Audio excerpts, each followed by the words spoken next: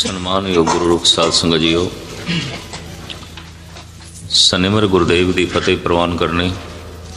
ਵਾਹਿਗੁਰੂ ਜੀ ਕਾ ਖਾਲਸਾ, ਵਾਹਿਗੁਰੂ ਜੀ ਕੀ ਫਤਿਹ। ਦਸਮ ਗ੍ਰੰਥ ਸਾਹਿਬ ਸ੍ਰੀ ਗੁਰੂ ਗੋਬਿੰਦ ਸਿੰਘ ਜੀ ਮਹਾਰਾਜ ਦੀ ਰਚਨਾ, ਜਿਸ ਦੇ 'ਚ ਅਕਾਲ ਉਸਤਤ ਉਹਨਾਂ ਦੀ ਇੱਕ ਖਾਸ ਬਾਣੀ ਹੈ ਗੁਰੂ ਗੋਬਿੰਦ ਸਿੰਘ ਜੀ ਮਹਾਰਾਜ ਦੀ।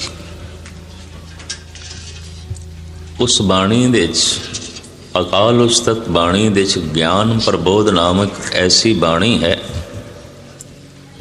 ਜਿਸ ਦੇ ਸਤਿਗੁਰਾਂ ਨੇ ਕੁਝ ਧਾਰਮਿਕ ਸਵਾਲ ਉਹਨਾਂ ਨੂੰ ਉਜਾਗਰ ਕੀਤਾ, ਯਾਨੀ ਇੰਜ ਸਵਾਲਾਂ ਦੀ ਹੀ ਬਾਣੀ ਹੈ, ਸਵਾਲ ਹੀ ਨੇ। ਇੱਕ ਅੰਦਾਜ਼ੇ ਦੇ ਮੁਤਾਬਕ ਕੋਈ 100 ਦੇ ਲਗਭਗ ਇਹ ਸਵਾਲ ਹੋਣਗੇ, ਪਰ ਸਵਾਲਾਂ ਨਾਲ ਜਵਾਬ ਲਿਖੇ ਹੋਏ ਨਹੀਂ ਨੇ। ਸਿੱਖ ਜਗਤ ਦੇ ਕੁਝ ਵਿਦਵਾਨ ਐਸਾ ਕਹਿੰਦੇ ਨੇ ਕਿ ਅਨੰਦਪੁਰ ਸਾਹਿਬ ਤੋਂ ਜਦ ਆਪ ਮੁਗਲਾਂ ਦੇ ਘੇਰੇ ਚੋਂ ਨਿਕਲੇ ਨੇ ਔਰ ਸਰਸਾ ਨਦੀ ਨੂੰ ਅਬੂਰ ਕਰਨ ਲੱਗੇ ਨੇ, ਉਸ ਥਾਂ ਤੇ ਦਸਮ ਗ੍ਰੰਥ ਦਾ ਬਹੁਤ ਸਾਰਾ ਜਿਹੜਾ ਹਿੱਸਾ ਸੀ ਉਹ ਸਰਸਾ ਦੀ ਭੇਟ ਹੋ ਗਿਆ, ਰੁੜ ਗਿਆ। ਬਾਅਦ ਵਿੱਚ ਭਾਈ ਮਨੀ ਸਿੰਘ ਨੇ ਦਮਦਮਾ ਸਾਹਿਬ ਦੇ ਜਦ ਦਸਮ ਗ੍ਰੰਥ ਨੂੰ ਤਰਤੀਬ ਦਿੱਤੀ, ਉਹਦੇ 'ਚ ਇਹ ਸਵਾਲ ਸਨ, ਜਵਾਬ ਨਹੀਂ ਸਨ। ਇੱਕ ਧੜਾ ਐਸਾ ਕਹਿੰਦਾ ਹੈ। ਸਿੱਖ ਜਗਤ ਦੇ ਦੂਸਰੇ ਵਿਦਵਾਨ ਕਹਿੰਦੇ ਨੇ ਇੱਕ ਕਲਗੀਧਰ ਪਿਤਾ ਨੇ ਸਿਰਫ ਸਵਾਲ ਹੀ ਉਚਾਰਨ ਕੀਤੇ ਨੇ, ਜਵਾਬ ਨਹੀਂ। ਜਵਾਬ ਅਭਿਆਸੀਆਂ ਤੇ ਛੋੜ ਦਿੱਤੇ ਨੇ, ਜਵਾਬ ਸਿੰਘਾਂ ਤੇ ਹੀ ਛੋੜ ਦਿੱਤੇ ਨੇ, ਔਰ ਇਸ ਦਾ ਜਵਾਬ ਅੰਦਰੋਂ ਆਤਮਾ ਤੋਂ ਜੋ ਮਿਲੇਗਾ ਉਹੀ ਹੋਵੇਗਾ। ਇਸ ਤਰ੍ਹਾਂ ਦੋ ਤਰ੍ਹਾਂ ਦੇ ਵਿਦਵਾਨਾਂ ਦੀ ਆਪਣੀ ਆਪਣੀ ਰਾਏ ਹੈ। ਮਨ ਐਸਾ ਮੰਨਦਾ ਹੈ ਕਿ ਇਹ ਬਾਣੀ ਸਿਰਫ ਸਵਾਲਾਂ ਦੀ ਹੀ ਬਾਣੀ ਹੈ, ਔਰ ਸਵਾਲਾਂ ਤੋਂ ਪਤਾ ਚੱਲ ਜਾਂਦਾ ਹੈ ਇਸ ਬੰਦੇ ਦੀ ਸਮੱਸਿਆ ਧਾਰਮਿਕ ਹੈ, ਪਰਿਵਾਰਕ ਹੈ, ਰਾਜਨੀਤਿਕ ਹੈ ਜਾਂ ਆਰਥਿਕ ਹੈ। ਮਨੁੱਖ ਦੇ ਸਵਾਲਾਂ ਤੋਂ ਫੌਰਨ ਪਤਾ ਚੱਲ ਜਾਂਦਾ ਹੈ ਇਹ ਸਵਾਲ ਕਿਸ ਤਲ ਤੋਂ ਕਰ ਰਿਹਾ ਹੈ। ਇਹ ਜੋ ਸਵਾਲ ਨੇ ਇਹ ਧਾਰਮਿਕ ਨੇ, ਸਿਆਸੀ ਨੇ ਜਾਂ ਪਰਿਵਾਰਕ ਨੇ ਜਾਂ ਆਰਥਿਕ ਨੇ।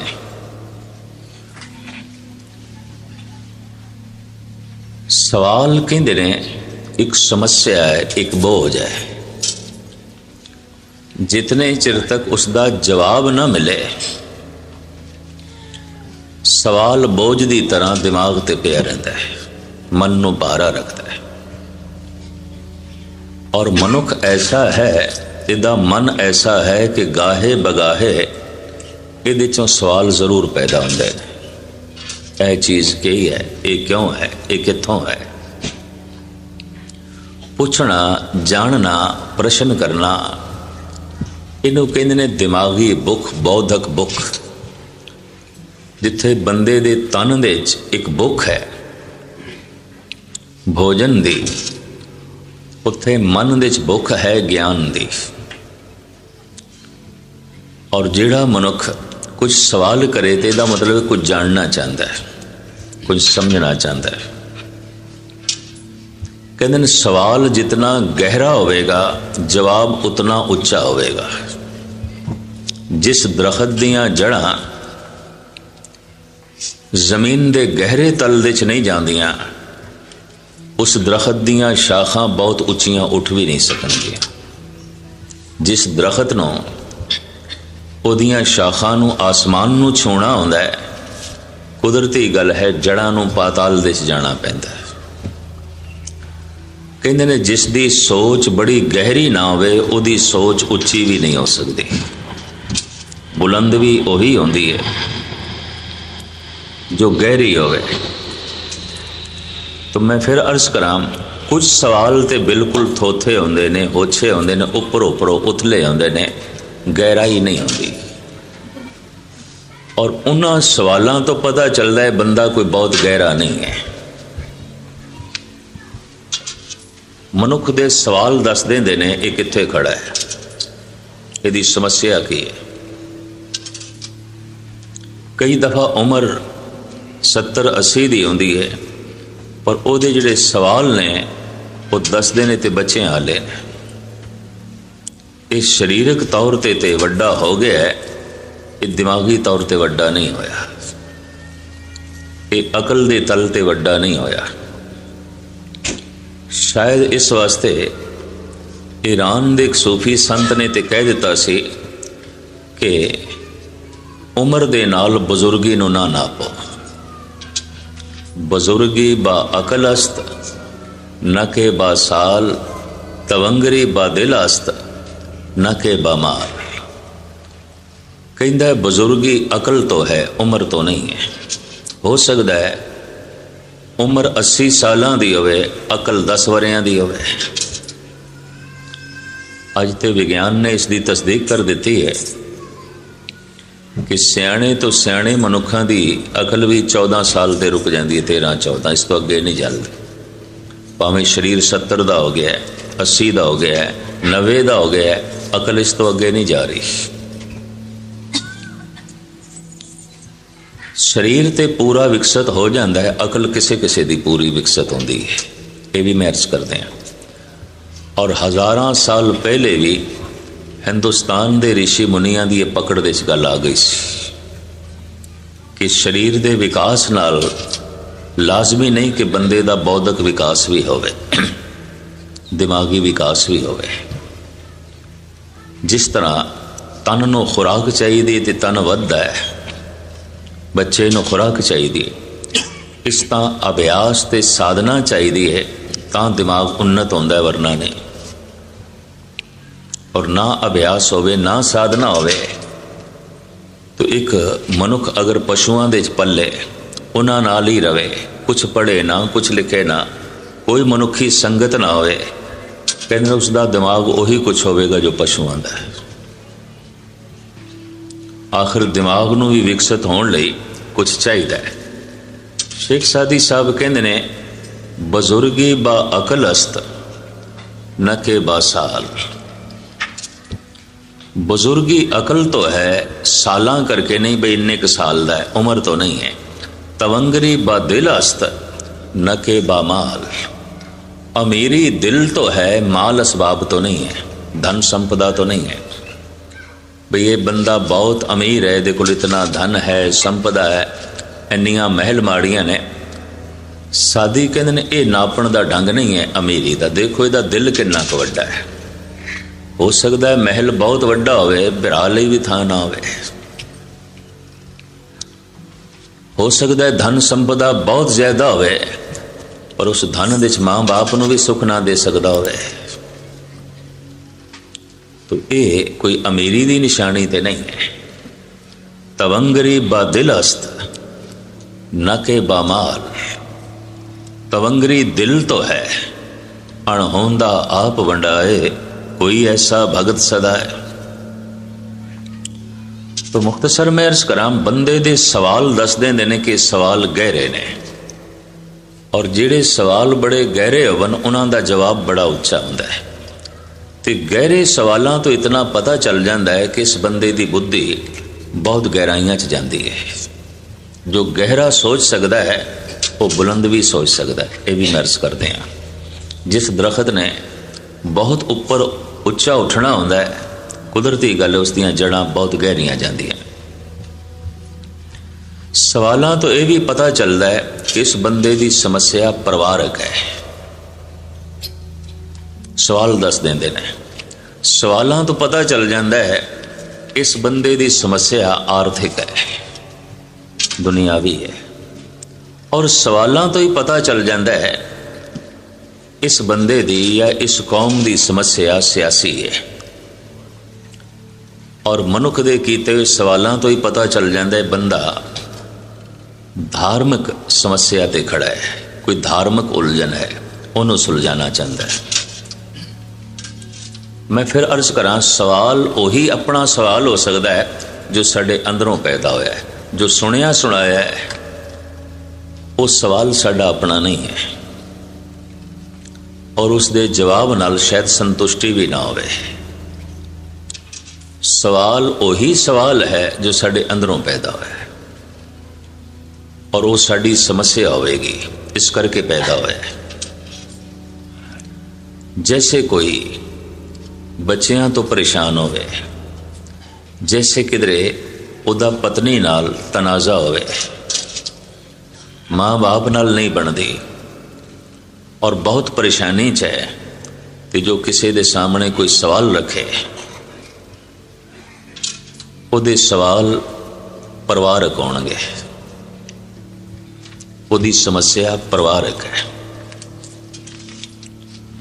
ਔਰ ਉਸ ਦੀ ਆਪਣੀ ਸਮੱਸਿਆ ਹੈ। ਤਾਂ ਉਹ ਪੁੱਛ ਰਿਹਾ ਹੈ ਵੀ ਮੈਂ ਕਿਸ ਤਰੀਕੇ ਨਾਲ ਘਰੇਲੂ ਤੌਰ ਤੇ ਖੁਸ਼ ਹੋ ਸਕਾਂ।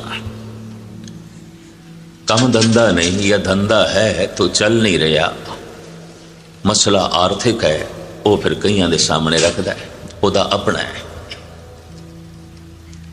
ਇਸ ਤਰ੍ਹਾਂ ਜਪ ਤਪ ਕੋਈ ਕਰਦਾ ਹੋਵੇ, ਸਾਧਨਾ ਕੋਈ ਕਰਦਾ ਹੋਵੇ, ਬਾਣੀ ਕੋਈ ਪੜ੍ਹਦਾ ਹੋਵੇ, ਸਤਸੰਗ ਕਰਦਾ ਹੈ, ਪਰ ਕੁਛ ਬਣਿਆ ਨਹੀਂ ਅਜੇ ਤੱਕ। ਤੇ ਜੇ ਉਹ ਹੁਣ ਕੁਝ ਸਵਾਲ ਕਰਦਾ ਹੈ ਤਾਂ ਇਹ ਸਵਾਲ ਉਸ ਦੇ ਅੰਦਰੋਂ ਨਿਕਲੇ ਨੇ, ਔਰ ਇਹ ਉਸ ਦੇ ਆਪਣੇ ਸਵਾਲ ਨੇ, ਔਰ ਇਹ ਧਾਰਮਿਕ ਸਮੱਸਿਆ ਹੈ। ਸਵਾਲ ਉਹੀ ਆਪਣਾ ਹੈ ਜੋ ਅੰਦਰੋਂ ਪੈਦਾ ਹੋਵੇ, ਔਰ ਇਸ ਦਾ ਸਹੀ ਜਵਾਬ ਮਿਲਣ ਨਾਲ ਮਨ ਨੂੰ ਸੰਤੁਸ਼ਟੀ ਆਉਂਦੀ ਹੈ, ਕਿਉਂਕਿ ਅੰਦਰੋਂ ਨਿਕਲਿਆ ਸੀ ਸਵਾਲ, ਹੱਲ ਮਿਲ ਗਿਆ ਹੈ, ਜਵਾਬ ਮਿਲ ਗਿਆ ਹੈ, ਤਾਂ ਬੋਝ ਲੈ ਜਾਂਦਾ ਹੈ।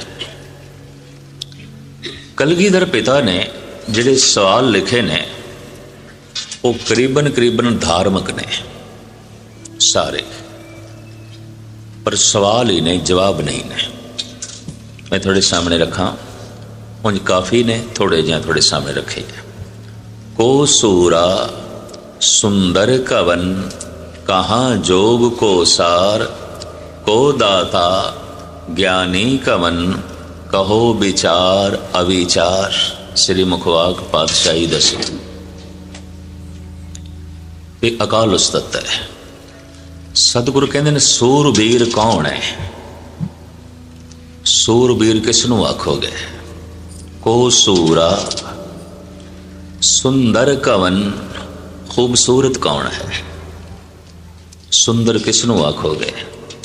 को सूरा सुंदर कवन कहाँ जोग को सार।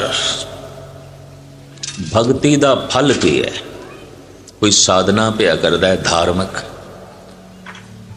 ते वो पुछ बैठे इसदा फल। मैं अमृत वेले उठदा, जप तप पिया करदा, बाणी पिया पढ़दा, इसदा फल। जैसे तुसी खुद पुछो और ऐसा थोड़े अंदरों पैदा होवे, ये थोड़ा अपना सवाल है। मैं अर्ज करा वही सवाल अपना है जो अपने अंदरों पैदा होया, नहीं तो सवाल भी उधार है बंदे का, दूजियां का, उसकी अपनी समस्या नहीं है। को सूरा सुंदर कवन कहाँ जोग को सार, को दाता ज्ञानी कवन कहो विचार अविचार। दाता कौन है? दानी किसनू आखोगे? और ज्ञानी कौन है?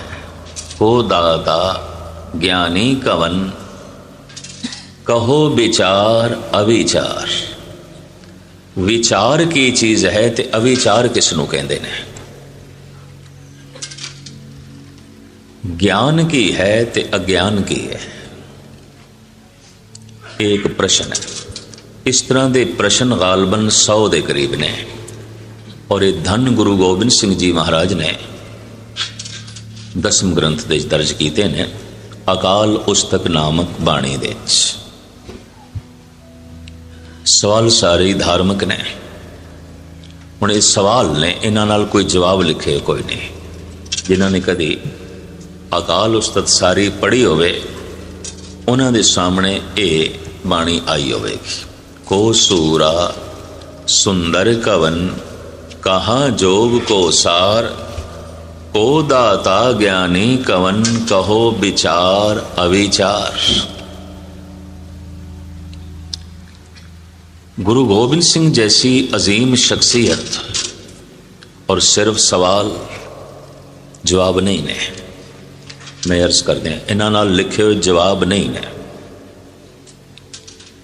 इस कारण करके कौम के विद्वान दो हिस्सों तकसीम हो गए। एक धड़ा कहता है जवाब भी सन, कलगीधर ने लिखे सन, खुर्द बुर्द हो गए, सरसा नदी की भेंट हो गए।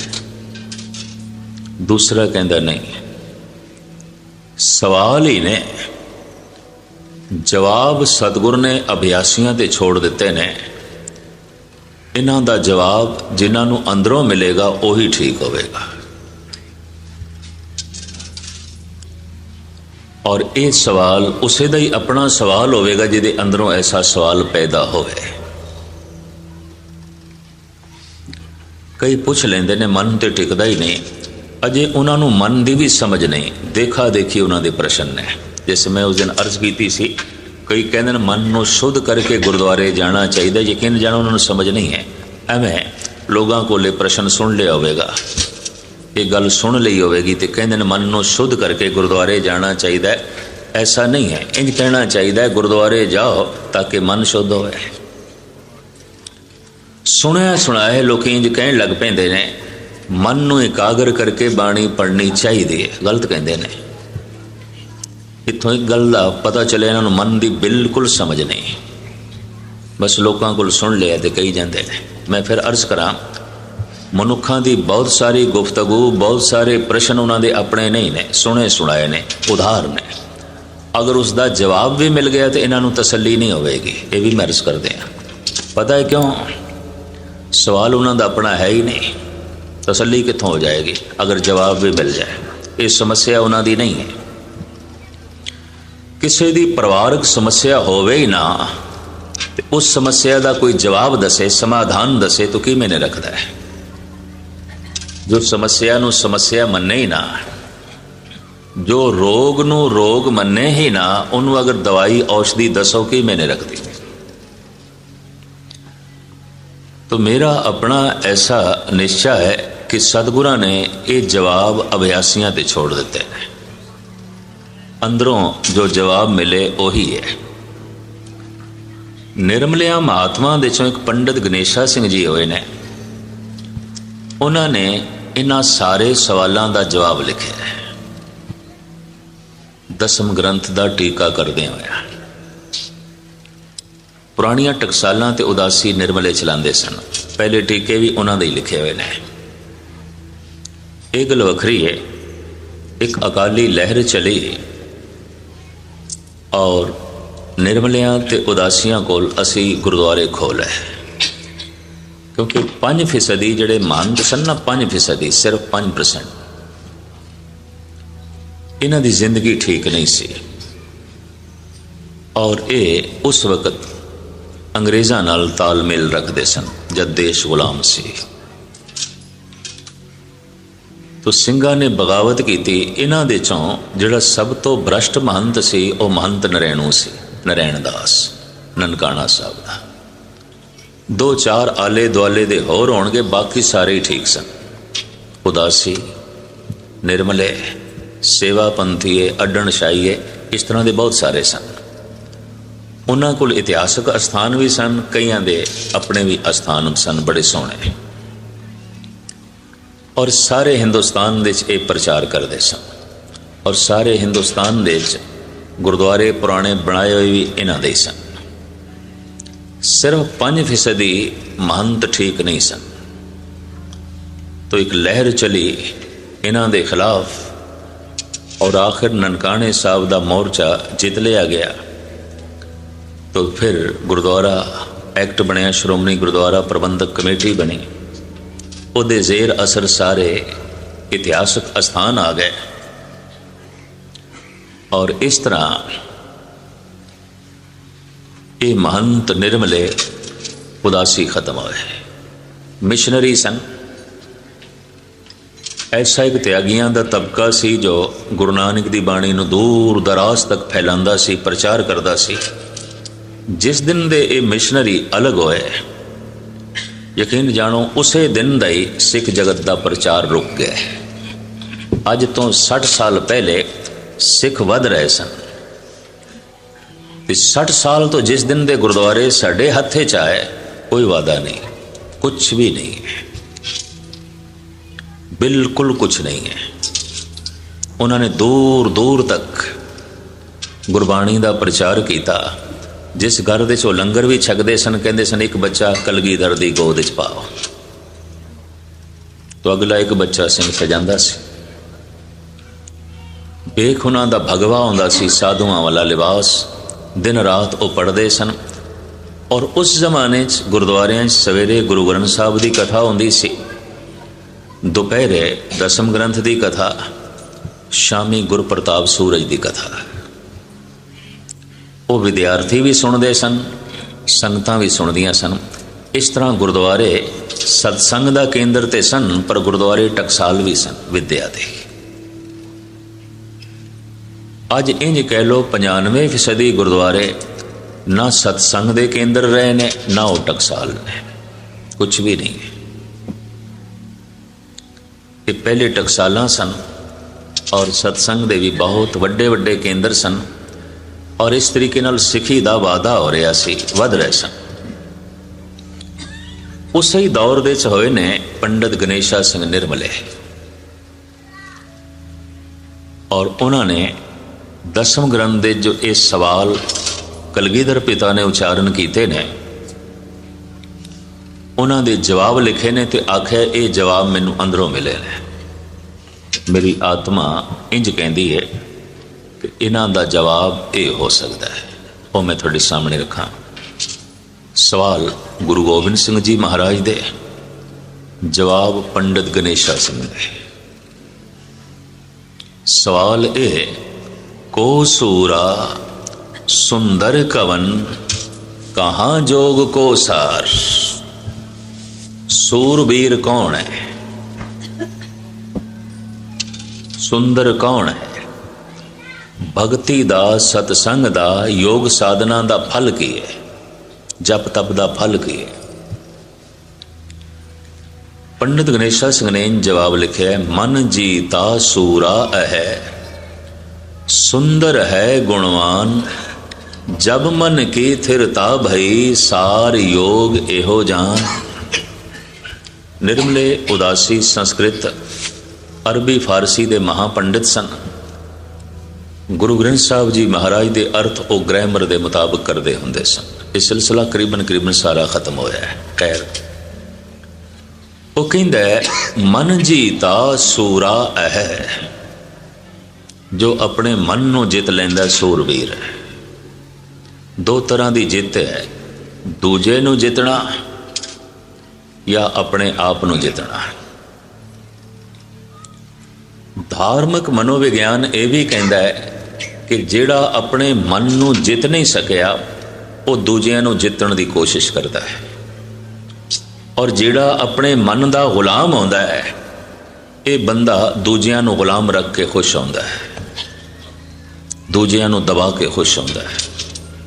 एक रब्बी नियम। मन नू किवें जितीए, मन जीता सूरा है। चाणक्य ऋषि ने राजनीति का एक ग्रंथ लिखा है, वैसे भर्तरी ने भी लिखा है और बिदर ने भी लिखा है।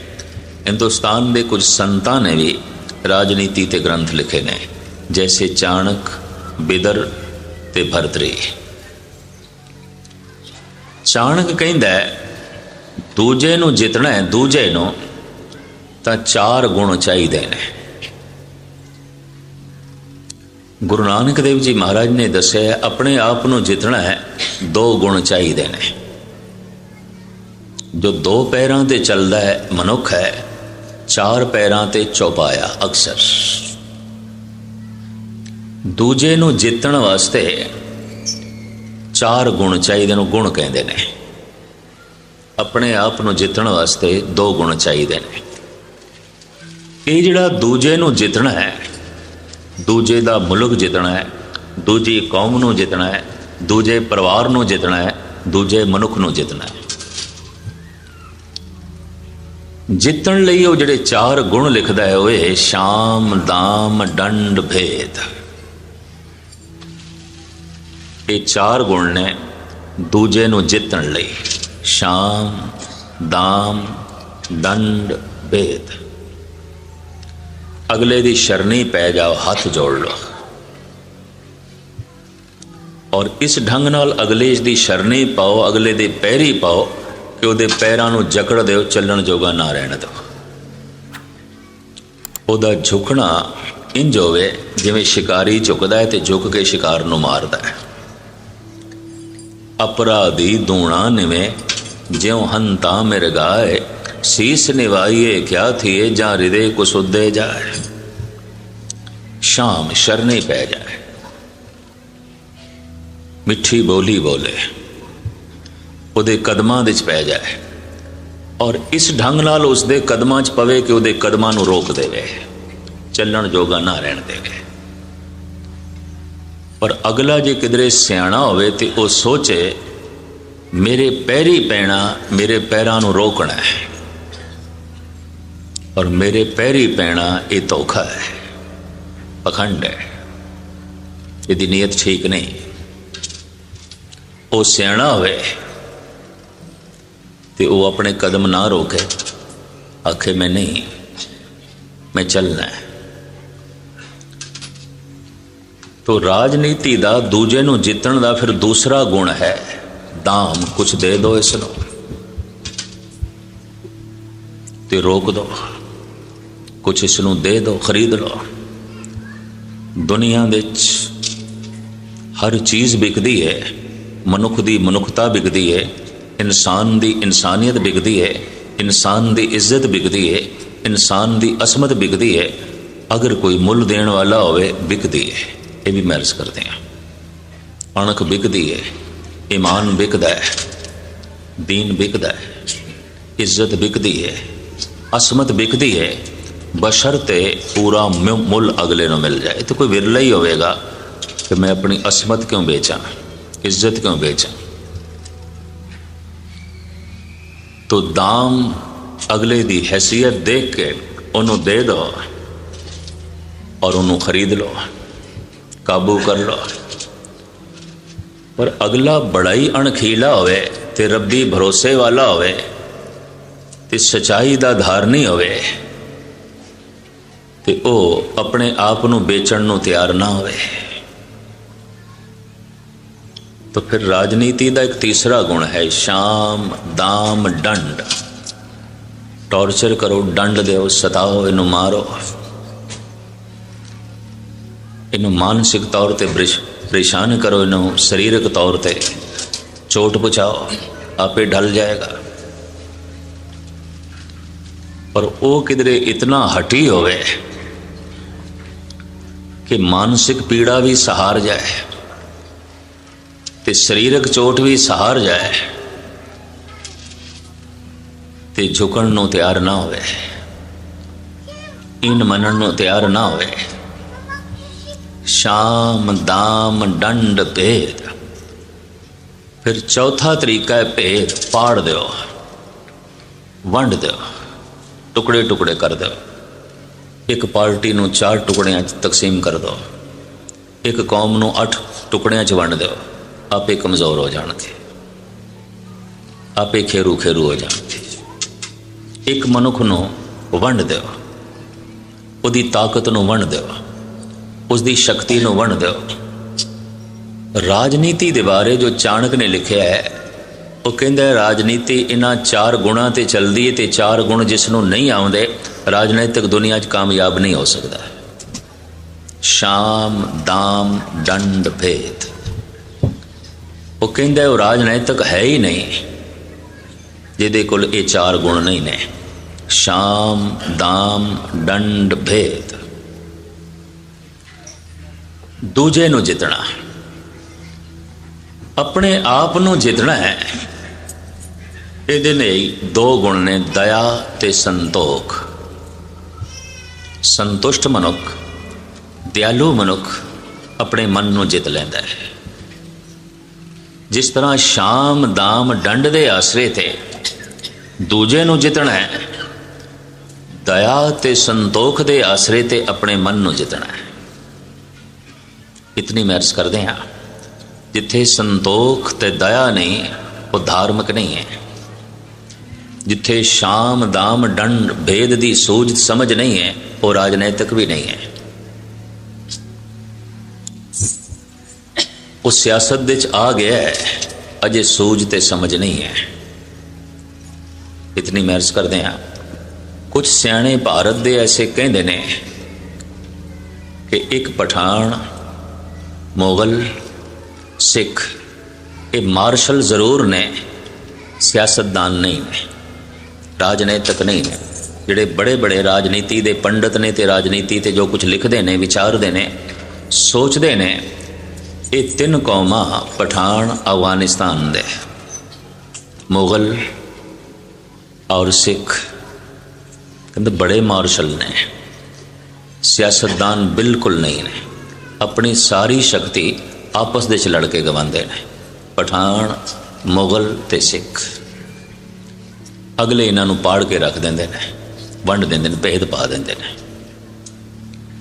हुण किसी कौम नूं वंडना होवे धार्मिक तौर ते उसका जिहड़ा इष्ट होवेगा उसके इष्ट के मुकाबले ते कई इष्ट खड़े कर दो, कौम वंडी जाएगी। गुरु ग्रंथ साहब के मुकाबले ते 5-10 गुरु खड़े कर दो, कौम आपे तकसीम हो गई, वंडी गई। एक राधा स्वामी हो गया, एक नामधारी हो गया, एक निरंकारी हो गया, 8-10 होर ने, कहण नूं ते डेरेदार साध ने पर गुरु बने हुए ने। यह भी मर्ज करते हैं, क्योंकि जो अपनी मर्यादा बना लवे तो गुरु है, जो पंथ की मर्यादा नाल चले सिख है, गुरमुख है, संत है। पर जो आखे नहीं मर्यादा ही मेरी है वो तो गुरु बन गया। तो एक गुरु की थां ते 10-20 गुरु खड़े कर दे, कौम वंडी गई, तकसीम हो गई। फिर भी कोई अणखीला होवे ते गुरु दे नक्शे कदम ते चले ते कौम नूं एक करन दी सोचे, उन्होंने खरीद लो, उदा मुल पा छड्डो। ते जो बिकण नूं तैयार ना होवे उन्होंने सताओ, मारो, टॉर्चर करो, या फिर पाड़ दो दी शक्ति उहदे नाल जिहड़े संबंधित ने हैं अलग अलग कर दो, पाड़ दो। तो राजनीति इन्हां 4 गुणा ते खड़ी है, शाम दाम दंड भेद। धर्म खड़ा है दया ते संतोख ते।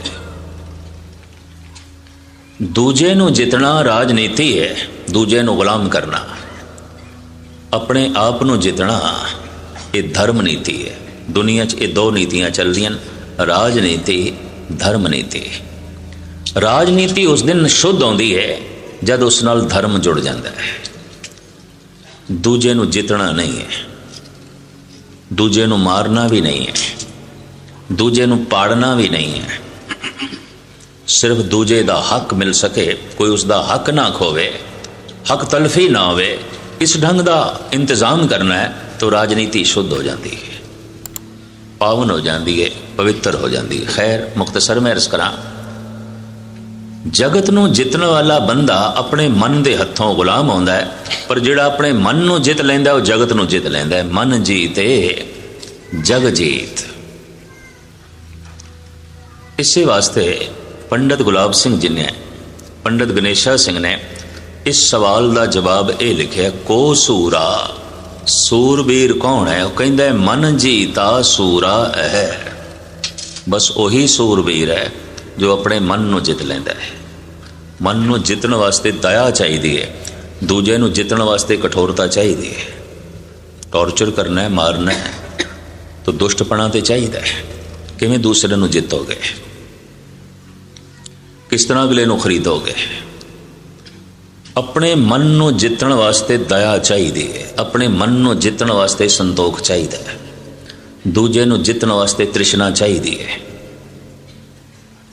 सारी दुनिया दे राजनीति राजनीति है, धर्म नीति नहीं है। एक देश दूजे देश नूं जितना चाहता है, एक कौम दूजी कौम नूं जितना चाहती, एक बंदा दूजे बंदे नूं जितना चाहता है। सारी दुनिया च यही कुछ चल रहा है, आपाधापी। मन जीता सूरा है, सुंदर है गुणवान खूबसूरत कौन है? ਜਿਹਦੇ ਕੋਲ ਰੱਬੀ ਗੁਣ ਨੇ। ਦੋ ਤਰ੍ਹਾਂ ਦੀ ਖੂਬਸੂਰਤੀ ਆਉਂਦੀ ਹੈ, ਤਨ ਦੀ ਤੇ ਮਨ ਦੀ। ਇਹਨੂੰ ਪਰਸ਼ੀਅਨ ਦੇ ਵਿੱਚ ਕਹਿੰਦੇ ਨੇ ਸੂਰਤ ਤੇ ਸੀਰਤ। ਕਿਸੇ ਦੀ ਸੂਰਤ ਚੰਗੀ ਹੈ ਪਰ ਸੀਰਤ ਕਿਸੇ ਕੰਮ ਦੀ ਨਹੀਂ, ਸੁਭਾਅ ਬਹੁਤ ਮਾੜਾ ਹੈ। ਰੂਪ ਚੰਗਾ ਹੈ, ਸਰੂਪ ਚੰਗਾ ਹੈ, ਸੁਭਾਅ ਠੀਕ ਨਹੀਂ ਹੈ। ਕਈ ਦਫਾ ਐਸਾ ਹੁੰਦਾ ਹੈ ਸੀਰਤ ਚੰਗੀ ਹੈ, ਸੁਭਾਅ ਬਹੁਤ ਚੰਗਾ ਹੈ, ਸੂਰਤ ਠੀਕ ਨਹੀਂ ਹੈ, ਸਰੂਪ ਠੀਕ ਨਹੀਂ ਹੈ। ਇਹ ਕਦੀ ਕਦਾਈ ਆਉਂਦਾ ਹੈ ਕਿ ਬੰਦੇ ਦਾ ਸਰੂਪ ਵੀ ਠੀਕ ਹੋਵੇ ਔਰ ਸੁਭਾਅ ਵੀ ਠੀਕ ਹੋਵੇ, ਸੂਰਤ ਵੀ ਠੀਕ ਹੋਵੇ, ਸੀਰਤ ਵੀ ਠੀਕ ਹੋਵੇ। ਇਹ ਕਦੀ ਕਦਾਈ, ਕੋਈ ਲੱਖਾਂ 'ਚ ਇੱਕ ਅੱਧ। ਨਹੀਂ ਤੇ ਸੂਰਤ ਠੀਕ ਹੈ, ਸੀਰਤ ਕਿਸੇ ਕੰਮ ਦੀ ਨਹੀਂ। ਸੀਰਤ ਬਹੁਤ ਅੱਛੀ ਹੈ, ਸੂਰਤ ਠੀਕ ਨਹੀਂ। ਦੁਨੀਆ ਦੇ ਕੁਝ ਚੋਟੀ ਦੇ ਵਿਦਵਾਨ, ਦਾਰਸ਼ਨਿਕ, ਫਿਲਾਸਫਰ ਤੇ ਕੁਝ ਸੰਤ ਵੀ ਕਹਿੰਦੇ ਨੇ ਇਹਨਾਂ ਦੀ ਸੂਰਤ ਠੀਕ ਨਹੀਂ ਸੀ। ਏਥਨ ਦਾ ਪ੍ਰਸਿੱਧ ਸੰਤ ਸੁਕਰਾਤ, ਹਿੰਦੁਸਤਾਨ ਦਾ ਪ੍ਰਾਚੀਨ ਰਿਸ਼ੀ ਵੇਦ ਵਿਆਸ, ਕਹਿੰਦੇ ਨੇ ਉਸ ਜ਼ਮਾਨੇ ਦਾ ਸਭ ਤੋਂ ਕਰੂਪ ਬੰਦਾ ਸੀ। ਰਾਜੇ ਜਨਕ ਦਾ ਗੁਰੂ ਅਸ਼ਟਾਵਕਰ। ਉਹਦੇ ਸਰੀਰ ਦੇ 'ਚ 8 ਬਲ ਸਨ। ਲੱਤਾਂ ਟੇੜੀਆਂ, ਬਾਹਾਂ ਟੇੜੀ, ਗਰਦਨ ਟੇੜੀ, ਕਮਰ ਟੇੜੀ, ਇਸ ਤਰ੍ਹਾਂ ਸਰੀਰ ਦੇ 'ਚ 8 ਬਲ ਸਨ। 8 ਥਾਂ ਤੋਂ ਵਿੰਗਾ ਸੀ ਤਾਂ ਨਾਂ ਪੈ ਗਿਆ ਅਸ਼ਟਾਵਕਰ। ਅਸ਼ਟ ਕਹਿੰਦੇ ਨੇ 8 ਨੂੰ। ਸਰੀਰ ਦੇ 'ਚ 8 ਬਲ ਸਨ। ਰਾਜੇ ਜਨਕ ਦਾ ਜੋ ਗੁਰੂ ਸੀ ਉਸ ਦਾ ਲੜਕਾ ਸੀ, ਰਾਜ ਗੁਰੂ ਦਾ ਲੜਕਾ ਸੀ। ਰੱਬ ਦੀ ਨੇਤ ਇੱਕ ਦਿਨ ਰਾਜ ਗੁਰੂ ਜਨਕ ਦੀ ਮਹਿਫਿਲ ਦੇ ਸਨ, ਕੁਝ ਵਿਚਾਰ ਵਟਾਂਦਰਾ ਚੱਲ ਰਿਹਾ ਸੀ ਤੇ ਕੁਝ ਪ੍ਰਾਚੀਨ ਰਾਜੇ ਮਹਾਰਾਜੇ ਜਦ ਕੋਈ ਧਾਰਮਿਕ ਜੋ ਹੈ ਰਾਜਨੀਤਿਕ ਕਾਨੂੰਨ ਬਣਾਉਂਦੇ ਸਨ ਤਾਂ ਰਾਜ ਗੁਰੂ ਤੋਂ ਪੁੱਛ ਲੈਂਦੇ ਸਨ ਇਹ ਧਰਮ ਦੇ ਅਨੁਕੂਲ ਹੈ ਕਿ ਨਹੀਂ। ਤੇ ਰਾਜ ਗੁਰੂ ਦਾ ਸਿੰਘਾਸਣ ਰਾਜੇ ਤੋਂ ਉੱਚਾ ਹੁੰਦਾ ਸੀ ਸਭਾ ਦੇ ਵਿੱਚ। ਉਹ ਦੱਸਦਾ ਹੁੰਦਾ ਸੀ, ਇੱਕ ਮਰਿਆਦਾ ਸੀ ਜੋ ਅੱਜ ਨਹੀਂ ਰਹੀ। ਕਹਿੰਦੇ ਨੇ ਵਿਸ਼ਿਸ਼ਟ ਵਿਸ਼ਵਾਮਿੱਤਰ ਰਾਮ ਦੇ ਗੁਰੂ ਸਨ।